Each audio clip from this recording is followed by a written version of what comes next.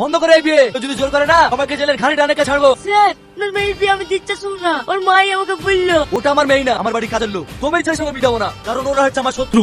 তুমি জজের মেয়ে না, কাজের মেয়ে। তুই কি ভাবছিস তোর বাড়ি কাজের মেয়ের সাথে এই ছেলে বিয়ে দেবো? কখনোই না। থামেন থামেন, এটা আপনার কাজের মেয়ে আর এটা আপনার কাজের ছেলে। ইরা বিয়ে করছে করুক না, আপনাদের এত মাতামাতি কেন?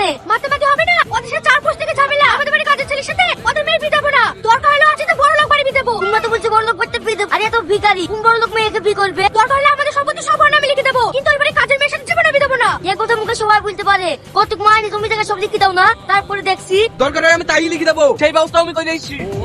আজ থেকে আমার সয় সম্পত্তি সব তোর। তুই সয় সম্পত্তি কাজের লোককে লিখে দিতে পারি আর আমি পারবো না? এমনই আমার যত সয় সম্পত্তির মালিক কাজ থেকে তুই সবারই চ।